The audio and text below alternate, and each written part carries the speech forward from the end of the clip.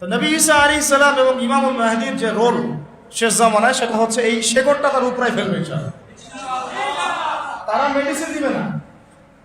আমরা যে মেডিসিন দিচ্ছি এখন, শেকড়ে মেডিসিন প্রয়োগ করতেছে যে এটা দিলে ভালো হবে, এইটা সলিউশন, এইটা সলিউশন, এইসব মেডিসিন তারা প্রয়োগটা দিবে না।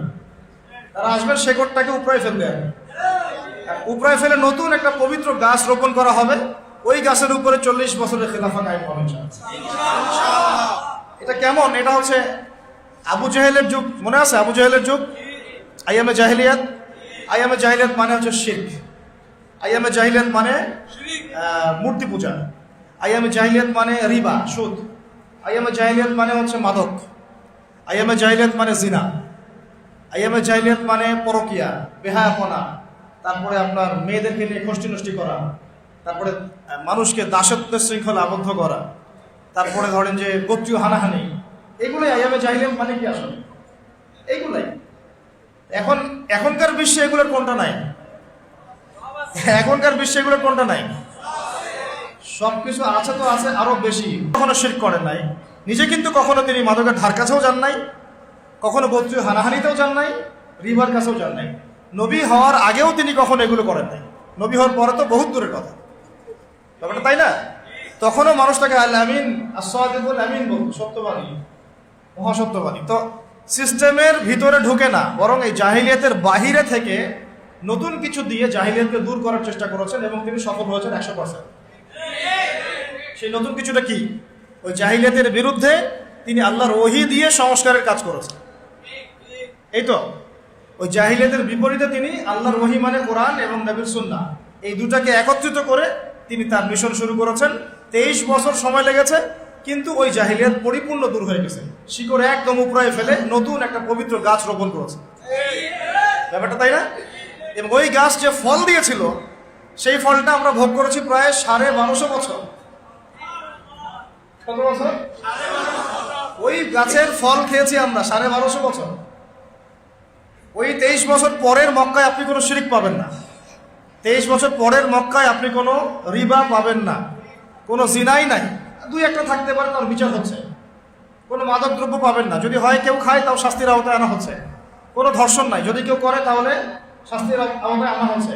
কোনো গোত্রীয় হানাহানি নাই, সবাই ভাই ভাই হয়ে গেছে। তিনি কি জাদু করেছেন? মানুষকে ফু দিয়ে দিয়ে কাজ করেছেন? খালি আসো ফু দিয়ে দিই, হ্যাঁ আমরা যেটা করি আর কি, এখন পানি পড়া নিয়ে যাই। তিনি কি খালি ফরমা জিলাপি বিতরণ করেছেন? তিনি কি সেহের জাদু করেছেন মানুষের উপরে? কাউকে ভয় দেখিয়েছেন? কারোর উপর প্রেশার ক্রিয়েট করেছেন? তিনি মানুষের অন্তর্জগৎ, আত্মার জগৎটাকে পরিবর্তন করে দিয়েছেন। তিনি ফার্স্ট অফ অল মানুষকে বুঝিয়েছেন যে এই জীবনটাই চূড়ান্ত জীবন না। আমাদের এই জীবন সর্বোচ্চ হয়তো 100 বছর, সর্বোচ্চ হয়তো 100 বছর, এরপরে সবাই কেউ থাকবে না এখানে। এই কনসেপ্টটা তারা বিশ্বাস করতো, কিন্তু তারা মৃত্যুর পরে যে আবার জীবিত হবে এটা বিশ্বাস করতো না। নবীজি বুঝিয়েছেন, দেখো এরপরে মানুষকে আবার জীবিত করা হবে। এই বস্তুবাদী সভ্যতা থেকে বের হয়ে আসো, মেটারিয়ালিস্টিক চিন্তাভাবনা থেকে বের হয়ে আসো। তোমাদেরকে আবার জীবিত করা হবে, আল্লাহর সামনে একা একা দাঁড়াতে হবে, দাঁড়িয়ে তোমার এই জীবনের হিসেব দিতে হবে। এই চিন্তাটা মানুষের ভিতর ঢুকেছে যখন, মানুষের ভিতরটা পরিবর্তন হওয়া শুরু হয়েছে। তারপরে মানুষ গাইডলাইন চেয়েছে, তাহলে আমি 100 বছর চলবো কিভাবে, ভাই 60-70 বছর কিভাবে চলবো? তখন তিনি গাইডলাইন দিয়েছেন, এই যে আল্লাহর পক্ষ থেকে কোরআন এবং আমার সুন্নাহ ফলো করো, সফল হয়ে যাবে। এটাই ওই দুইটা জিনিস যে কালিমা লা ইলাহা ইল্লাল্লাহ মুহাম্মাদুর রাসূলুল্লাহ। লা ইলাহা ইল্লাল্লাহ মানে কি? এইসব কোনো জাহিলিয়াত চলবে না। লা ইলাহা ইল্লাল্লাহ মানে আল্লাহ পাকের বিধান ছাড়া কোনো বিধানই চলবে না। একদম সহজ কথা। লা ইলাহা ইল্লাল্লাহ মানে আল্লাহ ছাড়া কোনো মাবুদ নাই, মানে কি? আল্লাহ ছাড়া কোনো বিধানও নাই, কোনো ইলাহ নাই, কোনো উপাস্য নাই। মানে আমি আল্লাহ পাকের হুকুমের, নবী সাল্লাল্লাহু আলাইহি ওয়াসাল্লাম ওই যে গাছের কথা বলছি, পবিত্র গাছ, এর শেকড়টাই হচ্ছে লা ইলাহা ইল্লাল্লাহ। এটা আগে ঠিক করতে হবে। আল্লাহ পাক আমাদেরকে বোঝার তৌফিক দান করেন। সহজ কথায় আল্লাহ পাক ছাড়া কোনো ইলাহ নাই, আল্লাহ পাক ছাড়া কোনো বিধান নাই। আল্লাহর হুকুম ছাড়া আমি ডানাও যেতে পারবো না, বামও যেতে পারবো না। আমাকে তার হুকুম মেনেই চলতে হবে। জীবনের যে ক্ষেত্রেই থাকি না কেন, যাই করি না কেন, তার হুকুম মেনেই করতে হবে। এটাই হচ্ছে লা ইলাহা ইল্লাল্লাহ। আরো আছে মুহাম্মাদুর রাসূলুল্লাহ। এটা অর্থ কি? আমি একজনকে আদর্শ মেনে নিয়েছি, আমার একজন রোল মডেল আছে, আমার একজন মুর্শিদ আছে, আমার একজন কি আছে, নেতা আছে, আমার একজন উসওয়াতুল হাসানা আছে। যাকে ছাড়া আমি আবার ডানে বামে যেতে পারবো না। আমি এখন মুহাম্মদ রাসূলুল্লাহ সাল্লাল্লাহু আলাইহি ওয়াসাল্লাম পড়েছি মানে আমার জীবনের প্রত্যেকটা বিভাগ তার সুন্নাহ মাফিক ঢেলে সাজাইতে হবে, এর বাইরে আমি যেতে পারবো না। আমি আমার চেহারাটা নিজের মন করা বানাতে পারবো না। আমার চেহারা তেমনই হইতে হবে যার সাথে তাদের পার্থক্য কত, মানে শেকরের যে সিংহ পুরুষ তাদের সাথে আমাদের আসলে পার্থক্য কত বেশি, এটা কি বুঝতে পারেন? আমরা অনেকে মনে করি নামাজ পড়তেছি, আমরা একটা ইসলামিক ভালো পরিবেশে আছি, মনে হয় যে সব কায়েম হয়ে গেছে। আসলে না। মূল ইসলাম, মূল গন্তব্য, আমাদের মূল ভিশন এবং আমাদের সলফে সালেহিনদের যে চিরায়ত লাইফস্টাইল, তাদের যে মেহনত, তারা যেটা আঞ্জাম দিয়েছেন আমাদের থেকে এটা যোজন যোজন দূর, বহু দূর।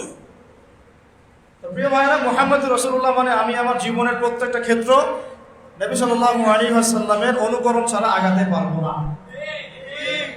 চুল রাখবেন নবীর মতো রাখতে হবে, চেহারা আপনার নবীর মতো হতে হবে, আপনার পোশাক আশাক তার মতো ঢিলে ঢালা হতে হবে। প্যান্ট আমাদের শুরু হচ্ছে পরা নাভির নিচ থেকে আর শেষ হচ্ছে ওই যে শেষ হচ্ছে জাহান্নামে যাচ্ছে ওই অংশটুকু, হাদিসে আসছে। খাওয়া দাওয়া ঠিক করতে হবে, ঘুমানো, লাইফস্টাইল, আমাদের কথাবার্তা, প্রত্যেকটা ক্ষেত্র, আমাদের ব্যবসা, আমাদের বাণিজ্য, আমাদের মুআমালাত, আমাদের মুআশারাত, আমাদের ইবাদত, আমাদের জিকির, আমাদের তাসবিহ তাহলিল, আমাদের তিলাওয়াত, মানে আমাদের প্রত্যেকটা ইসলামের বেসিক ফান্ডামেন্টাল এবং এই জীবনের প্রত্যেকটা পার্ট। জীবনের পার্ট আসলে 5-6টার বেশি হয় না। ব্যক্তি জীবন, ইবাদতের ধর্মীয় জীবন 2 জায়গা, 3 নাম্বার হচ্ছে শিক্ষার জীবন 3টা, 4টা হচ্ছে অর্থনৈতিক জীবন, 5 নাম্বার আমাদের সমাজনীতি, 6 নাম্বার আমাদের রাজনীতি, 6টা, আর 8টা হচ্ছে আমাদের সংস্কৃতি। এই তো 7টা-8টার বেশি আমাদের জীবনের কোনো সেক্টর নাই। কিন্তু এই প্রত্যেকটা সেক্টর আমাকে নবীর সুন্নত মোতাবেক সাজাতে হবে। এর নাম মুহাম্মদ রাসূলুল্লাহ। আমি কিভাবে বোঝাবো? আসলে বোঝানোর মতো এলেমও নয় আমার সেরকম ভাবনা আছে না। এই ঘাপলাগুলো দূর করে আমাদেরকে একটা পবিত্র বৃক্ষ রোপণ করতে হবে, তাহলে আবু জাহেলের যুগ পরিবর্তন হয়ে সাহাবীওয়ালা যুগ হবে ইনশাআল্লাহ। আপনারা কি বুঝতে পারেন যে আমরা এখন আবু জাহেলের যুগে আছি? আবার খোলামেলা কথা শুনেন, এই বিশ্বে মানুষ এখন ইলাহ মেনে নিয়েছে কাকে জানেন? এই বিশ্বে মানুষ কোন কোন ক্ষেত্রে বহু মুসলমানও এর মধ্যে পড়ে গেছে। মানুষ বলতে বোঝাচ্ছি অমুসলিম যারা আছে ওরা তো আছে, আর যারা মুসলিম তাদের মধ্যেও বহু মুসলিম এই কাতারে ঢুকে গেছে, যারা আল্লাহকে বাদ দিয়ে ইউনাইটেড নেশনসকে ইলাহ বানিয়ে নিয়েছে। ও যা বলে তাই, ও যদি বলে এটা ঠিক তো এটা ঠিক, এটা বেঠিক তো এটা বেঠিক, এটা হালাল হবে তো হালাল, এটা হারাম হবে তো হারাম। এক্সাম্পল দিচ্ছি, আমি তো আমার হেডসেট নিচ থেকে কথা বলছি না। আল্লাহ পাক আল কোরআন সামনে নাই থাকলে দেখাতাম খুলে। আল্লাহ রাব্বুল আলামিন কোরআনের মধ্যে দিনার এবং দিরহামের কথা বলেছেন। এটা কি আজকে নাম প্রথম শুনলেন? দিনার মানে কি? স্বর্ণ মুদ্রা। দিনার মানে কি? আর দিরহাম মানে রৌপ্য মুদ্রা। কোরআনে আল্লাহ পাক এগুলোর কথা বলেছেন। আপনার নবী, আমার নবী মুহাম্মদ সাল্লাল্লাহু আলাইহি ওয়াসাল্লাম এগুলো দিয়ে কেনা বেচা করেছেন। আপনাদের কি মনে হয় উনি কি বিকাশের রকেটে টাকা পাঠাতেন না? ডলার এক্সচেঞ্জ করতেন, পেপার মানি ইউজ করতেন, ইলেকট্রনিক মানি বা ক্যাশলেস সোসাইটিতে থাকতেন, দিনার দিরহাম দিয়ে এক্সচেঞ্জ করতেন, কেনা বেচা করতেন। তো অটোম্যান এম্পায়াররা যখন ছিল ওই 1914 সালের আগ পর্যন্ত ঘাটাঘাটি করলে দেখবেন এই বেশি না 100-200 বছর আগেও এই জিনিসগুলোর প্রচলন ছিল সমাজে। বেশি দিন যেতে হবে না, 200-250 বছর, যতক্ষণ পর্যন্ত ফরাসি বিপ্লব হয়েছে 1779 সালের দিকে, তারপরে যে পশ্চিমাদের উত্থানটা, তারপরে ব্রিটেন জার্মানিকে সরাই দিয়ে সারা বিশ্ব শাসন করা শুরু করলো, ব্যাংক অফ ব্রিটেন প্রতিষ্ঠা করলো, তখন যে পাউন্ড চালু করলো, ওই সময় থেকে শুরু হয়েছে পেপার মানি। এর আগে একটা হদিসই পাবেন না।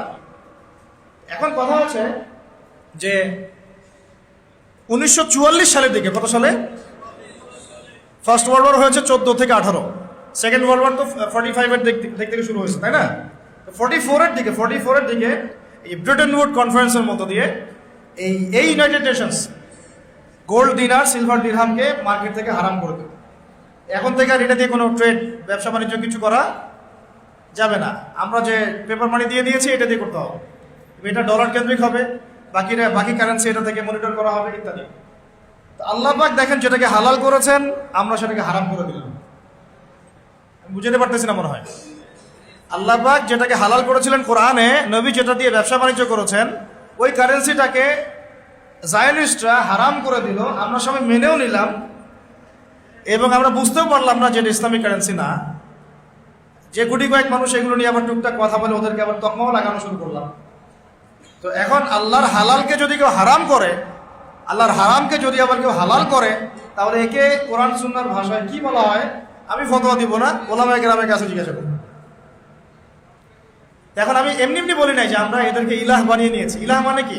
যার কথা মেনে চলা হয়, যে আমার উপাস্য, যার কথা আমি ভক্তি শ্রদ্ধার সাথে মেনে চলি, যে আমাকে বলে উঠো আমি উঠি, যে বলে বসো আমি বসি, এই তো ইলাহ।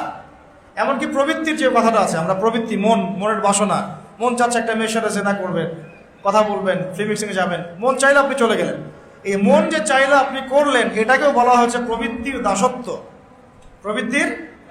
সূরা ফুরকান খুললে দেখবেন, আর আইতা মান ইত্তাখাযা ইলাহাহু হাওয়াহু আফা আনতা তাকুনু আলাইহি ওয়াকিলা। আল্লাহ পাক বলছেন, হে নবী, আপনি কি সেই ব্যক্তির জিম্মেদারি নিতে চাচ্ছেন যে তার নফসকে, প্রবৃত্তিকে ইলাহ বানিয়ে নিয়েছে? প্রবৃত্তিকে ইলাহ বানিয়ে নেওয়া মানে কি? মন যা চায় সে তাই করতে চাচ্ছে। মন চাইলে একটু ড্রিঙ্কস করে ফেলো, মন চাইলে একটু আমি এখন নামাজ বাদ, আগে পাবজি খেলবো, ওইটা হচ্ছে ওই গেমসটাকে সে ইলাহ বানাই নিল, প্রবৃত্তিটাকে। মন চাইলো যে আমি একটা পর্ন দেখে ফেলাই, তখন ওই যে প্রবৃত্তির চাওয়াটা, এটাকে সে ইলাহ বানাই নিল। আর এটাকে আল্লাহ পাক ইলাহ বলছেন। আর আইতা মান ইত্তাখাযা ইলাহাহু হাওয়াহু, যে ব্যক্তি তার হাওয়াকে ইলাহ বানিয়ে নিল। তাহলে ইলাহ শব্দের ব্যাখ্যা বুঝতে পারলেন? তাহলে এখন বলেন বৈশ্বিক প্রেক্ষাপটে আমাদের ইলাহ কি এখন আল্লাহ পাক আছেন না নাই? বাস্তবতায় আসলে ওয়ার্ল্ড অ্যাফেয়ার্সে নাই। আল্লাহ এবং তার রাসূল যাই বলুক, এরা কানও দিবে না। ওরা যা বুঝে, ওরা যা চিন্তা করে, ওরা যা লিখবে, ওইটাই তাদের কাছে ইলাহ। মাদক হালাল না হারাম? আপনি বলছেন হারাম, আল্লাহ বলছেন হারাম, নবী বলছেন হারাম, কিন্তু বহু কান্ট্রিতে লাইসেন্স দেওয়া হয়েছে কি হয় নাই? তার মানে এখানে আমরা প্রবৃত্তিকে ইলাহ বানিয়ে নিলাম। সুদ হালাল না হারাম? বলেন।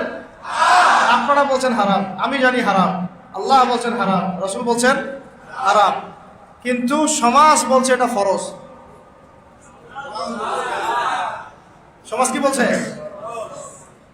সুদী সিস্টেম ছাড়া কোনো অর্থনীতি চলতেছে না এখন সারা বাংলাদেশে, সব সুদ। সমাজ কেন বলবে না? কারণ সমাজের উপর আছে রাষ্ট্র, রাষ্ট্রের সেন্ট্রাল ব্যাংক আছে, ওর মধ্যে সুদ আসতেছে। সেন্ট্রাল ব্যাংককে বলতে বাধ্য করা হচ্ছে, because world bank, IMF, federal reserve ওর উপরে আছে, ওরা আবার সুদ চাপাচ্ছে। বিভিন্ন কান্ট্রি থেকে লোন নিতে হলে আমাকে সুদে নিতে হচ্ছে। আমরা ওই যে কারেন্ট জালে আটকা পড়ে গেছি। কি জালে আটকা পড়ছে? সুদে, রিবার, কারেন্ট জালে আটকা পড়ে গেছে, বেরোনোর সুযোগ নাই। হয়তো এই যুগটার কথাই নবীজি বলছিলেন সাল্লাল্লাহু আলাইহি ওয়াসাল্লাম, এমন একটা যুগ আসবে যে মানুষ যারা রিবা থেকে বেঁচে থাকতে চাইবে তাদের গায়েও সুদের ছিটা ফোটা গিয়ে পড়বে। এখন আমরা বেঁচে থাকতে চাচ্ছি, দেখবেন আপনার কাছে ছিটা ফোটা গিয়ে লাগতেছে। এখন সুদের মানে একটা ছোট্ট একটা গ্রামে গিয়েও দেখবেন যে বহু সুদী এনজিও কাজ করতেছে। এখন সুদের এই কারবার এত বেশি তৎপর যে এরা কোনো কোনো ক্ষেত্রে একটা রাষ্ট্রের শক্তিকে জিম্মি করে ফেলতে পারে। বুঝেন কথা, বুঝেন, এত গভীর এদের ব্যবসা বাণিজ্য। আর আমাকে একটা প্রশ্নের উত্তর দেন দেখি, এই চাচা, ওই চাচা, আমি, আপনি, আমরা যদি সুদ না খাই আমাকে পুলিশ ধরে নিয়ে যাবে? আমাকে কি আইনের আওতায় আনা হবে? আমাকে সরকার চাপ দিবে? আমরা যদি মাদক না খাই তাহলে কি আমাকে জোর করে খাওয়াবে? সরকার চাপ দিবে? না খাওয়ার অপরাধে ধরে নিয়ে যাবে? তাহলে বুঝতে পারলাম যে আমরা নিজেরাই সুদ খাচ্ছি, আমরা নিজেরাই মাদক খাচ্ছি। আপনি মাদক খায়েন না, মাদকের ব্যবসা চলবে না। আপনি সুদ খায়েন না, সুদের ব্যবসা চলবে না। আপনি খ্রিস্টান হয়েন না, ওরা ইসাই মুসলিমদের তৎপরতা চালাতে পারবে না। আপনি ওই যারা আল্লাহ নবী সাল্লাল্লাহু আলাইহি ওয়াসাল্লামের পরেও নবুয়ত দাবি করতেছে, নাউযুবিল্লাহ, ওই যে কি নাম, কাদিয়ান, ওদের বিজনেস আপনি ওটা লঞ্চ করেন না, ওদের সাথে আপনি সম্পর্ক রাখেন না, তাহলে আপনি সেফ থাকলেন। আমরা তো নিজেরাই এগুলোতে পা দিচ্ছি। তারপরে আমি দাবি করতেছি আমি লা ইলাহা ইল্লাল্লাহ পড়া মুসলমান, মুহাম্মদুর রাসূলুল্লাহ পড়া মুসলমান সাল্লাল্লাহু আলাইহি ওয়াসাল্লাম। আর মূল কথা, ভাই অনেক কথা বলে ফেললাম, মূল কথাটাই ফিরে আসি। মূল কথাটা হচ্ছে যে আমাদেরকে এই নোংরা শেকড় উপরায় ফেলে বা একে মেডিসিন দিয়ে ঠিক করে একটা পবিত্র গাছে পরিণত করতে হবে। আর এই দায়িত্বটা ব্যক্তিগতভাবে কোনো ব্যক্তির না, এই দায়িত্বটা কোনো ইমাম সাহেবের একার না, কোনো সরকারের একারও না, প্রশাসনের কোনো বিভাগের একার না, ওলামায়ে কেরামের একার না। এই দায়িত্বটা আমাদের এই 16 কোটি মুসলমানের। সবাই যদি যার যার জায়গা থেকে কাজ শুরু করেন বা দায়িত্ব পালন করা শুরু করেন, ইনশাল্লাহ দেখবেন সমাজ ঠিক হয়ে গেছে। মনে করেন আমরা আজকে নিয়ত করলাম আমরা এখানে যারা আছে কেউ সুদ খাবো, সুদের বাণিজ্য বাড়বে না কমবে? একটু হলেও তো কমবে, কমবে তো। যদি আমরা নিয়ত করি আমরা 15 কোটি মুসলমান কেউ সুদ খাবো, তাহলে সুদের বাণিজ্য কমবে না বাড়বে? ওরা ব্যবসা করে চলে যাবে, খায় না, আমি থাকি কি করবো? কথাটা বুঝেন। মাদকের অনেক কারবার চলতেছে, ইয়াবা থেকে শুরু করে ফেন্সিডিল, গাঞ্জা, হিরোইন, কত কি। আর আমরা যদি ইয়াংদেরকে বুঝাতে পারি এই 7 কোটি ইয়াং জেনারেশন কেউ মাদক খাবে না, ওরা কি ব্যবসা করতে পারবে? এইভাবে একটা একটা করে ধরেন, সমস্যা এভাবে সলভ করতে হবে। শিক্ষা, শিক্ষা আমি এই শিক্ষা নিব না, আমি কোরআন সুন্নাহ ভিত্তিক শিক্ষা নিব। জোর করে চাপাবে আমাকে? প্রয়োজনে তখন যদি 10 কোটি মুসলমান বলে যে আমরা এইসব শিক্ষা নিব না, আমরা শুধু কোরআন সুন্নাহ ভিত্তিক, কোরআন সুন্নাহ ভিত্তিক জেনারেল শিক্ষা নিব, সমস্যা নাই। কোরআন সুন্নাহ ভিত্তিক জেনারেল শিক্ষা নিব, কোনো সমস্যা নেই। কিন্তু কোরআন সুন্নাহ বিবর্জিত শিক্ষা নিব না। আর কোরআন সুন্নাহর সাথে সাংঘর্ষিক এমন শিক্ষা তো নিবই না, যেমন শরীফ থেকে শরীফা। তো তখন কিন্তু এই শিক্ষাটা আর এভাবে লঞ্চ করতে পারবে না, আস্তে আস্তে কিন্তু কমে যাবে। মানুষ এগুলোর বিপক্ষে, তাহলে দেখবে সরকারও তখন বলবে যে মানুষ যেহেতু বিপক্ষে, আমি কেন এটা আবার জোর করে লঞ্চ করতে যাব? তারাও তো মুসলমান পরিবারের সন্তান, তা আমরা ওদেরকে বোঝাতে হবে, তাদেরকে বোঝাতে হবে। এখন আমার কথাগুলো একটু মনের কান দিয়ে বোঝার চেষ্টা করেন যে এখন প্রবলেমগুলো অনেক গভীরে চলে গেছে।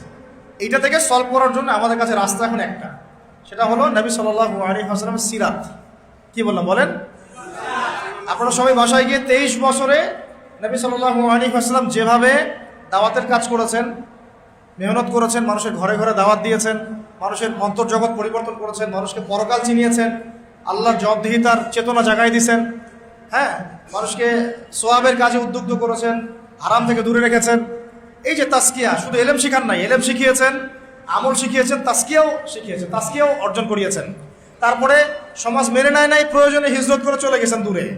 সমাজ মেনে নেয় নাই, প্রয়োজনে তায়েফে গিয়েছেন। সমাজ মেনে নেয় নাই, প্রয়োজনে চলে গেছেন মদিনায়। ওখানে গিয়ে মাশাআল্লাহ আনসারী সাহাবীরা ইসলাম আগে থেকে কবুল করেছিল, সেখানে গিয়ে ইসলাম শক্তিশালী হয়েছে। তারপর আস্তে আস্তে আবার জিহাদ হয়েছে, হইতে হইতে এক পর্যায়ে মক্কা বিজয় হয়েছে। এই যে সিরাতের যে প্যাটার্ন, এই প্যাটার্ন ছাড়া এই বিশ্বে দিন কায়েম হবে না। অন্য যে রাস্তাগুলোতে আমরা হাঁটতেছি না, এইগুলো সিরাতের রাস্তা না। এই সিরাতের রাস্তা আমাদেরকে ফিরে আসতে হবে। তো শুরুটা হবে কোথা থেকে? আমার ব্যক্তি জীবন থেকে। আমরা সবাই আগে নিজেরা লা ইলাহা ইল্লাল্লাহ নিজের মধ্যে ইনস্টল করবো ইনশাআল্লাহ। নিজেরা নিজেদের জীবনে আগে ব্যক্তি জীবনে মুহাম্মদুর রাসূলুল্লাহ প্রতিষ্ঠা করব সাল্লাল্লাহু আলাইহি ওয়াসাল্লাম। তারপরে আমার পরিবারটা আমি ঠিক করব, এর মধ্যে আমার শিক্ষাটা আমি ঠিক করে নিব। কোন শিক্ষা শিখলে আমার পরকাল বাঁচবে, আমার সন্তানের শিক্ষা নিশ্চিত করব। আমি আমার এলাকার মধ্যে আমার সামর্থ্য অনুযায়ী দাওয়াতের কাজ করব। আমাদেরকে দাওয়াতের মেহনত করতে হলে গভীর জ্ঞান অর্জন করতে হবে। এই কারণে উলামায়ে কেরামের সোহবতে আসতে হবে, এসে আমাদেরকে সিলেবাস মেনটেন করে পড়াশোনা করতে হবে। তারপরে নিজের উপর সে আমলটা আবার প্রতিষ্ঠা করতে হবে। নিজে আমল না করে মানুষকে তো বলা যায় না। তারপরে কি, আমাদের সন্তানকে মানুষ করার পরে আমাদের রিজিকটা আবার হালাল করতে হবে, কোনো হারাম যেন না ঢুকে। মা বোনদেরকে পর্দায় রাখতে হবে। তারপরে আমর বিল মারুফের কাজ করতে হবে, নাহি আনিল মুনকারের কাজ করতে হবে। এভাবে উলামায়ে কেরামদেরকে একটা জায়গায় আনার চেষ্টা করতে হবে। বিভক্তি বাড়ানো যাবে না, ঐক্যবদ্ধ করার চেষ্টা করতে হবে। এভাবে কাজ করতে থাকেন এবং সর্বমহলে দাওয়াত পৌঁছাতে হবে। শুধু মসজিদের মুসল্লিরা শুনবে, পার্লামেন্টের মানুষরা শুনবে না এমন না, তাদেরকেও ইসলাম শেখাতে হবে, তাদেরকে ইসলাম জানাতে হবে। আমার বিশ্বাস, দৃঢ় বিশ্বাসে তারা, আমি বিশ্বাস করি তারা 100% ইসলাম বুঝেই না, বুঝলেও অনেকে মানতে চান না, অনেকে বুঝেন না, অনেকে বুঝেও মানতে চান না। আমার বিশ্বাস তারা বুঝেন না, ইসলামের গভীরতা বুঝেন না। হয়তো আপনারা মডারেট ইসলাম ফলো করতে চান, ওই যে আমেরিকান ভার্সন অফ ইসলাম, ঠিক আছে, ব্রিটিশ ভার্সন অফ ইসলাম, এগুলো ভালো লাগে। কিন্তু মুহাম্মদ সাল্লাল্লাহু আলাইহি ওয়াসাল্লামের তরিকা, এই পথ, এই সিরাত, এই সুন্নাত, এই যে দিন লা ইলাহা ইল্লাল্লাহ প্রতিষ্ঠা করা, এটা আপনাদের কান পর্যন্ত হয়তো পৌঁছাচ্ছে না। সব মহলে দাওয়াত দিতে হবে, আমাদের প্রশাসনের ভাইদেরকে দাওয়াত দিতে হবে, আমাদের রাজনৈতিক ব্যক্তিবর্গকে দাওয়াত দিতে হবে। কাউকে অবহেলা করে দূরে সরাই দেওয়া যাবে না, ঘৃণা করা যাবে না, কাছে টানতে হবে, কাছে টেনে দাওয়াত দিতে হবে। আল্লাহ নবী আবু জেহেলকে দাওয়াত দেন নাই? বলেন। এখানে মনে রাখবেন, আল্লাহ নবী সাল্লাল্লাহু আলাইহি ওয়াসাল্লাম আবু জেহেল, আবু লাহাব, উতবা, সাইবা এত বড় বড় কাফেরদেরকেও দাওয়াত দিয়েছেন। তিনি দাওয়াত দিয়েছেন, আবার তেল মারেন নাই। কথা বোঝার চেষ্টা করেন। তিনি দাওয়াত দিয়েছেন, তেল দেন নাই। তেল দেওয়া বুঝেন? আমরা দাওয়াত দিই না, তেল মারি। আমরা তেল মারার চেষ্টা করি কিছু স্বার্থ হাসিলের জন্য। তেল মারা বন্ধ করেন, তাদেরকে দাওয়াত দেওয়ার চেষ্টা করেন। তাদেরকে দাওয়াত দিতে হবে, দাওয়াত সব মহলে দাওয়াত, একদম উঁচু লেভেল থেকে শুরু করে আমাদের শিক্ষাবিদ, বুদ্ধিজীবী, প্রশাসন, আমজনগণ, যুবক যুবতী, আমাদের তরুণ তরুণী, আমাদের যারা আছেন ওলামায়ে কেরামদের মধ্যে যদি কোনো ত্রুটি থাকে আমরা আপোষে বসে আমরা সেটা নিয়ে ডিসকাস করবো ইনশাআল্লাহ। করে এই দাওয়াতটাকে সর্বমহলে যখন ছড়ায় দেওয়া যাবে এবং যখন দেখা যাবে একটা ইউনাইটেড প্ল্যাটফর্ম ক্রিয়েট হচ্ছে, আল্লাহ কার হাত দিয়ে করবেন আমরা জানি না, কারণ আমাদের মধ্যে অনেক ডিভাইডেশনের শেষ নাই। আর এই কারণে আমরা এখন পর্যন্ত বিজয় লাভ করতে পারি নাই। ঠিক আছে, সবাই সবার যার যার জায়গা থেকে মনে করতেছে অনেক কিছু করে ফেলছে। আদতে বিশ্বাস করেন, এখন অন্য কান্ট্রির অমুসলিম যারা পশ্চিমা বিশ্বে তারাও বুঝে ফেলছে যে মুসলমানদেরকে মারা এখন খুব সহজ, কারণ এক ভাইকে মারলে আরেক ভাই আগাবে না। 10টা-12টা কান্ট্রির মাঝখানে তারা কিভাবে ফিলিস্তিনকে ধ্বংস করে ফেললো। আশপাশে 10টা কান্ট্রি আছে, কেউ আগাচ্ছে না। ওরা খুব ভালো করেই জানে মুসলমানরা আর আগের মতো ওই ইন্নামাল মুমিনুনা ইখওয়ার মধ্যে নাই। এদের একটাকে মারলে বরং আরেকটা মিষ্টি বিতরণ করবে। কথা বুঝতে পারছেন না? এটা ওরাও বুঝে ফেলছে। এই কারণে এই গোড়ার সমস্যাগুলো আমাদেরকে সলভ করতে হবে। সলভ হয়ে যাবে দেখবেন, তখন ইনশাআল্লাহ তাআলা একটা ইউনাইটেড মুসলিম কমিউনিটি গড়ে উঠবে। তখন আমরা তো কারো ক্ষমতার দিকে হাত বাড়াচ্ছি না, আমরা চাচ্ছি যারা আছে তারাই ইসলামটা প্রতিষ্ঠা করুক। ঠিক আছে, আমরা দাওয়াত দিতে চাচ্ছি যাতে যারা আছে তারাই যেন ইসলামটাকে কি করে, প্রতিষ্ঠা করে। আল্লাহ নবী আবু জেহেলকে কি বলেছিলেন জানেন? আবু জেহেল আবু লাহাব উতবা সাহেব এসে প্রস্তাব দিচ্ছে, তুমি কি সুন্দরী নারী চাও? বলে নাউজুবিল্লাহ, 100টা মেয়ে বিয়ে দিব তোমাকে, আরবের সুন্দরী। তুমি কি আমাদের কাবা ঘরের চাবি চাও? তুমি কি আমাদের ক্ষমতা চাও? তুমি কি আমাদের সব খাজানা চাও? খাজানা বুঝেন? মানে সম্পদ, এগুলো চাও? সম্পদ, নারী, ক্ষমতা, এগুলো টপ দিল তাকে। তুমি কি এগুলো চাও? যদি চাও তাহলে এগুলো দিচ্ছি তোমাকে। তুমি লা ইলাহা ইল্লাল্লাহ মুহাম্মাদুর রাসূলুল্লাহ দাওয়াত দেওয়া বন্ধ করে দাও। এটা তাকে প্রস্তাব দেওয়া হলো। আর তিনি পাল্টা রিপ্লাই করতেছেন কি, যে আপনারা শুধু একবার একটা কালিমা পড়েন, এই সম্পদ, এই নারী, এই ক্ষমতা যেগুলোর কথা বলছেন এগুলো তো আমার দরকারই নাই। আপনারা খালি একটা কালিমা পড়েন, শুধু আরবের না পুরো বিশ্বের রাজত্ব পাবেন ইনশাআল্লাহ। এটা কে দাওয়াত দিচ্ছে? আমাদের নবীজি নিজে বলতেছেন এই কথা। তারা আবার বললো যে তাহলে একটা কেন, 10টা কালিমা পড়তে রাজি আছে। তখন তিনি বললেন, কুলু লা ইলাহা ইল্লাল্লাহ তুফলিহুন, বলো লা ইলাহা ইল্লাল্লাহ, আল্লাহ ছাড়া কোনো মাবুদ নাই, মানে আল্লাহ ছাড়া কোনো হুকুম নাই, কোনো ইলাহ নাই, সফল হয়ে যাবে। তারা তো তখন পড়লোই না। ওই যে আবু লাহাব তখন পাথর নিক্ষেপ করা শুরু করলো, নাজিল হয়ে গেল তাব্বাত ইয়াদা আবি লাহাব। তো আমরা কারো মানে ক্ষমতার দিকে হাত বাড়াচ্ছি না, আমরা আমভাবে মূল দাওয়াতটাকে প্রচার করতে হবে। আর এই প্রচার করার দায়িত্ব শুধু একজন ব্যক্তির না, সবাইকেই প্রচার করতে হবে। ওই যে কথাটা বললাম যে আমাদের কাজগুলো এখান থেকে চলে আসবে, ইলম অর্জন, আমল বাড়ানো, পরিবার গঠন, হালাল রিজিক, দাওয়াতের মেহনত এবং উম্মাহকে ঐক্যবদ্ধ করার চেষ্টা করব। সব মহলে দাওয়াত দেন, সেটা দেখবেন আজকে রেজাল্ট পাচ্ছি না হয়তো আমরা, আজকে থেকে 20 বছরের মধ্যে দেখবেন রেজাল্ট চলে আসছে ইনশাআল্লাহ। আল্লাহ চাইলে এটা সম্ভব। সময় যেভাবে দ্রুত পরিবর্তিত হচ্ছে, আল্লাহ চাইলে আগামী 20 বছরে অনেক কিছু হয়ে যেতে পারে, হতে পারে না? এখন আপনি যে টিকটক প্রজন্মটা দেখতেছেন, এটা পশ্চিমাদের বিগত 20 বছরের পরিশ্রমের ফসল। বিগত 20 বছর পরিশ্রম করে ওরা এই জেনারেশন তৈরি করছে। আমরাও যদি একটা লক্ষ্য স্থির করি যে আমরা এইভাবে আগাতে চাই, আমরা ব্যক্তি জীবন আগে পরিবর্তন করব, আমার পরিবারটাকে পরিবর্তন করব, আমি আমার সমাজের দায়িত্ব নিব, আমি সৎ কাজে আদেশ করবো, অসৎ কাজে নিষেধ করব, আমি হালাল খাবো, অন্যকে হালালের দিকে ডাকবো, আমি দাওয়াতের মেহনত করবো, ইলম অর্জন করবো, ওলামায়ে কেরামের সোহবতে থাকবো, তাদের সাথে পরামর্শ করে আমি চলবো। ইনশাআল্লাহ দেখবেন আপনার দ্বারা লাখ লাখ ছেলে পেলে ইনশাআল্লাহ পরিবর্তন হয়ে গেছে, মেয়েরা পরিবর্তন হয়ে গেছে। প্রত্যেকটা এলাকায় যদি এরকম করে মসজিদ ভিত্তিক দাওয়াত হয়, তালিম হয়, বক্তব্য থাকে, ঠিক আছে, এরকম ইসলামী এলাকা হয়, এভাবে দিনের প্রতিষ্ঠা হয়, প্রচার হয়। আমরা যেগুলো দেখতেছি যে মাহফিলে ফ্যান্টাসি, এই ফ্যান্টাসি দিয়ে দিন কায়েম হয় না, ফ্যান্টাসি দিয়ে দিন কায়েম হয়, ফ্যান্টাসি দিয়ে হবে না। ওই সাহাবিওয়ালা ওই যে সিরাত থেকেই বারবার সিরাতের কথা ফিরে আসতেছে, ওই 23 বছরের সিরাত সবার মুখস্থ থাকা চাই। এই সিরাতটাকে আপনি ভালো করে পড়লে বুঝতে পারবেন কিভাবে আল্লাহ নবী সাল্লাল্লাহু আলাইহি ওয়াসাল্লাম ওই শেকড়টাকে উপরে ফেলে, নোংরা শিকড় উপরে ফেলে পবিত্র একটা বৃক্ষের বীজ বপন করে এটা ফল দিয়েছে। আল্লাহ পাক আমাদেরকে সেই পথে হাঁটার তৌফিক দান করুন। আমাদের দাওয়াত সবার জন্য আমভাবে থাকবে, কাউকে আমরা ঘৃণা করব না, কাউকে দূরে সরাই দিব না। আমরা দাওয়াত দিব, আবার তেল দিব না, ঠিক আছে? দাওয়াত দিব, তেল না। ব্যক্তিত্ব গায়রত বজায় থাকবে। দুনিয়ার সামান্য স্বার্থে আমি একটা মাহফিলে গিয়ে দেখেছিলাম যে যারা নিচে বসে আছেন স্টেজে, তারা সবাই মাশাআল্লাহ মাদ্রাসার টিচার। সবাই তো দাওরাতও দিয়েছেন, ইফতাও দিয়েছেন, নিচে বসে আছেন, পিছনে 4-5টা চেয়ার, ওখানে যারা বসে আছেন তারা আলিম বা কাসা পড়তে পারে না। বসেছে কেন বুঝতে পারতেছেন তো? এই যে গায়রত নাই আমাদের। প্রথমে স্টেজে গিয়ে বললাম যে সবাই আগে নামেন, সবাই নিচে বসেন। এতগুলো চেয়ার নাই, আলেমদেরকে বসতে দিতে পারতেছে না। তো বললাম যে আগে সবাই নিচে নেমে সবাই এক জায়গায় বসেন, তারপর বয়ান শুরু করি। ওলামায়ে কেরাম নিচে বসে থাকবে, আপনিও কেন উপরে বসে থাকবেন? আপনারই বা ব্যক্তিত্ব এমন কেন যে আলেমরা নিচে বসে আছে, আমি আমার উপরে এরকম সিংহাসনে বসে আছি? এটা কি ধরনের আদব? তো এই জিনিসগুলো আমাদের তেল দেওয়ার ফসল।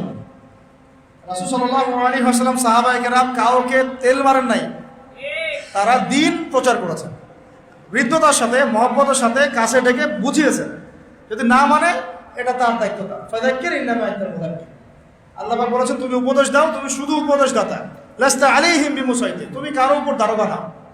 অন্য সূরা আছে, সূরা আলার মধ্যে ফাযাক্কির ইন নাফাআতিদ যিকর সায়াযাক্কারু মান ইয়াখশা। আপনি উপদেশ দেন, আপনি শুধু উপদেশদাতা। যারা আল্লাহকে ভয় করে তারা ফিরে আসবে ইনশাআল্লাহ।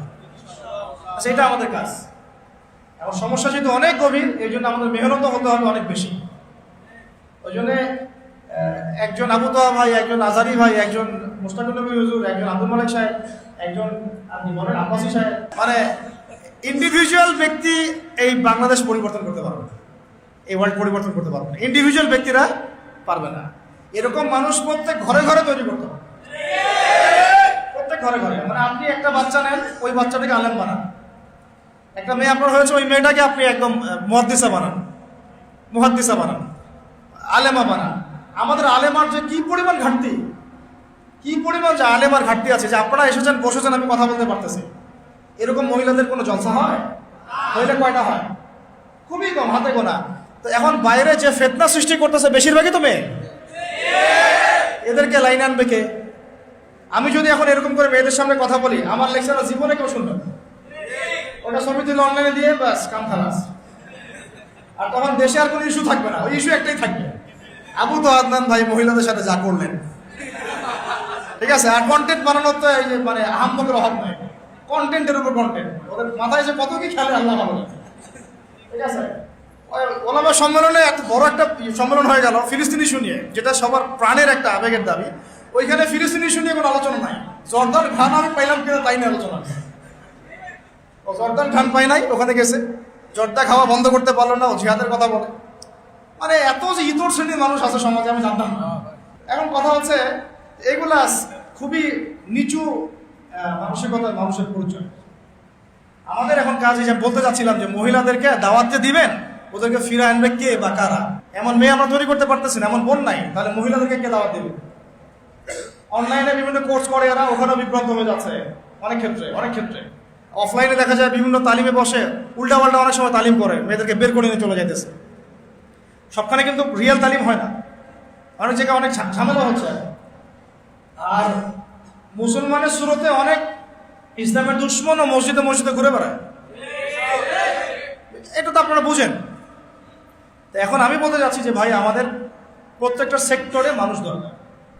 প্রত্যেক ঘরে ঘরে একজন করে হাফেজ তৈরি করেন, একজন করে আলেম তৈরি করেন, আপনার বোনকে তৈরি করেন, আপনার স্ত্রীকে তৈরি করেন, বা বিয়ে সাথে যারা করেন নাই, নিয়াত করে নেন যে আমি আলেমা ছাড়া বিয়ে করবো না।